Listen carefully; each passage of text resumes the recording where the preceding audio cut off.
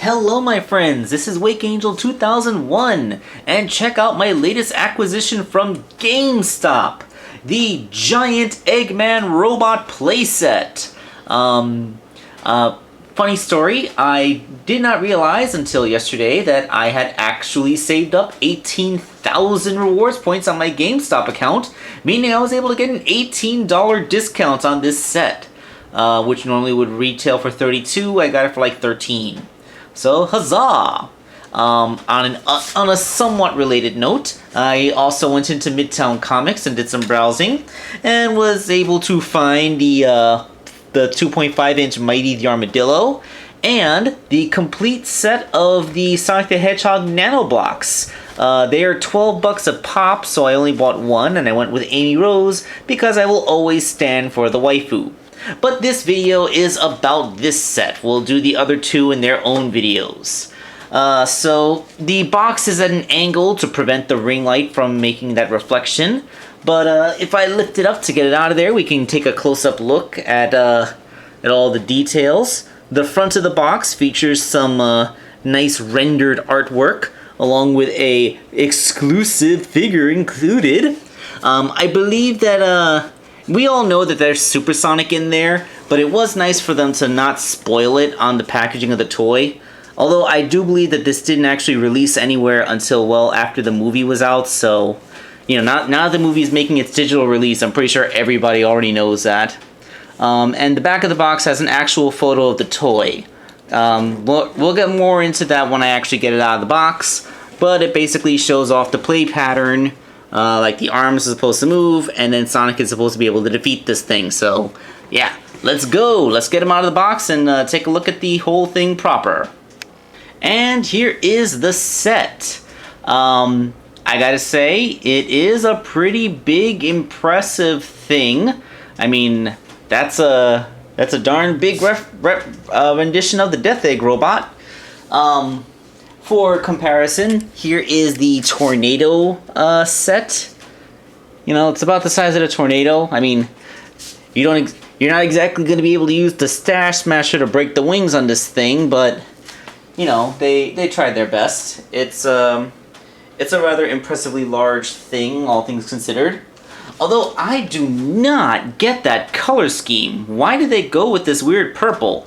I mean, like, the McDonald's toy got the colors more correct. I mean, this isn't exactly the most epic detailed paint job out there, but at least they remembered the primary color is, like, red.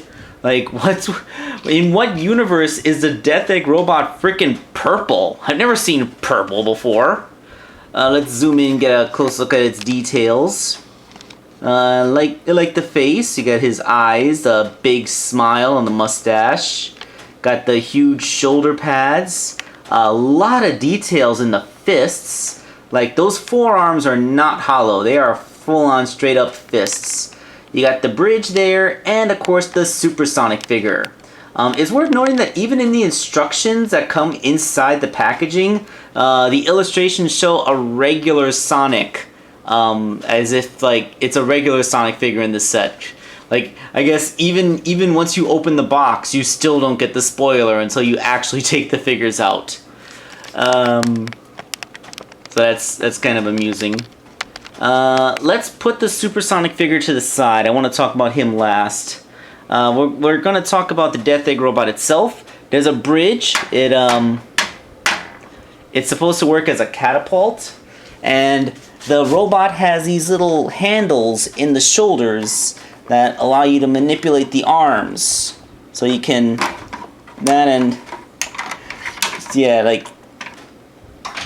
there's a waist down here. It allows the thing to swivel. And of course, it also has a hinge so you can knock it back. Which is actually easier said than done, because these forearms, like I said, they are some chunks. Look at that. That is impressive. That's a big arm. Like, compared to my hand, it's like the size of a toddler's hand. That's not tiny. That is a decent sized smasher. It kind of compensates for the fact that the robot is basically, you know, a plate. But yeah, like you can see from behind the handles that this guy comes with.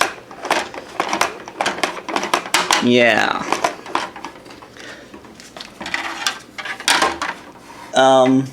See, I'm not even gonna try and figure out how you're supposed to be able to just launch this guy. Like, look at that. I can just totally throw him, like,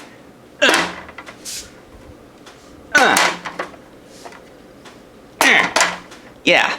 Like, these arms are too much of a counterweight. You're not just gonna be knocking this thing back. And you're especially not gonna be able to do it with this thing. I mean, how much can I even launch this? Let's sit him down in there and... Yeah, there's no way that that's doing shit. I know I just swore, but hopefully I'm deep enough into this video that that doesn't count. There are peg holes on the bridge. Like... Okay. I don't quite get that.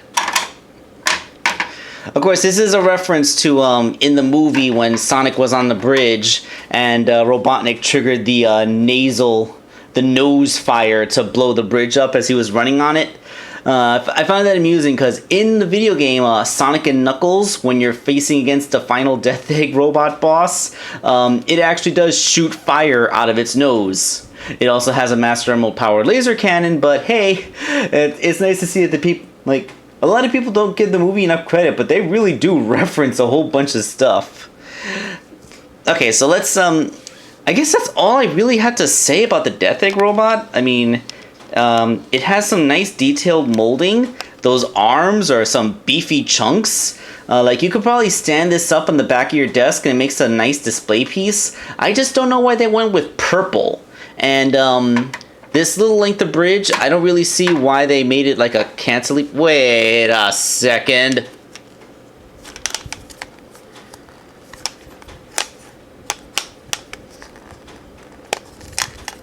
Oh my god, there's extra pegs. Dude, you can peg the bridge in on a different part to make it a more effective catapult. Yeah, that actually launched him farther. I mean, it still wouldn't do crap against the Death Egg robot to knock it over, but wow, that's interesting. Look at that. Okay. All right, so let's get this thing out of the way so we can zoom in on the Supersonic figure. I figured I'd get the comparison out of the way right away, because here is the original Sonic figure, and even the McDonald's Sonic figure, just to show the other representation of this particular version of the character. And I don't know what to say. The McDonald's toy, which you get for free with the purchase of a Happy Meal, actually remembered that Supersonic's eyes turn red when he transforms. But the original one left his eyes green. Actually, let's see. Yeah, his eyes are still the same color as they are when he's regular Sonic. They didn't even make them blue. Like, I'm pretty sure in actual Sonic 2, Sonic's eyes turned blue the first time, because like they were really trying to go with the Super Saiyan transformation, and they started turning them red in Sonic 3. But yeah, like, and even if it was referencing the movie, like when Sonic is crackling with energy when he's about to activate his speed, his eyes kind of turn blue. So they, you know, like, that's two missed opportunities. Like, you had two reasons. You should have made them red, but you didn't. But you could have turned them blue too, and that would have been also acceptable. And you did neither. Now, a lot of people have been giving this figure guff because it uses softer plastic. Like, as you can see, his head is squishy. It actually seems to be the same squishy, soft material that they use with the balled-up Sonic from the Death Egg robot playset. And it's also used on his back spines, his hands, and even his shoes. All of this is soft plastic. I think that this is to accommodate the whole you're yeeting the figure at the Death Egg robot gimmick. Like, this this soft, pliant material has the double advantage of not being so much of a poking hazard when you're throwing it around. Also, the second advantage is that it's much less likely to damage itself. You're not going to accidentally snap off a spine or break his hands because they will bend before they break. And the arms and legs, as well as the torso, the torso, like the back spines are a separate piece glued on. So these are soft, but the torso is nice and stiff. So the shoulders, the hips, they are still well and truly good. Like, the figure is not going to slump over because soft material is what makes up the arms and legs, and it's not going to tear itself apart because of too much friction, unless maybe you might do that with the head, but the head seems to move fairly okay. So yeah, like this figure, like it's made out of stiffer plastic where it needs to be, and it's soft in the places where it needs to be to accommodate the gimmick.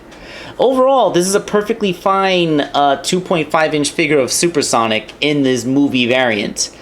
I still want a proper 4-inch Supersonic figure, but you know, like that's probably for Wave 2 of the movie line, which I believe has Crackling Energy Supersonic that comes with a map, Tails wearing the flight helmet, and I don't remember what the other variants are going to be.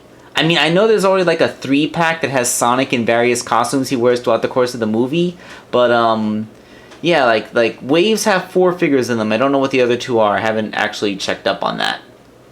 But yeah, that's basically everything that this set is. The Death Egg robot impresses me with the chunkitude of its arms. I just wish it wasn't freaking purple. And this is a really good little 2.5-inch Supersonic figure. Fine for what it is. So thank you all for watching this video. And this is Wake Angel 2001 signing off.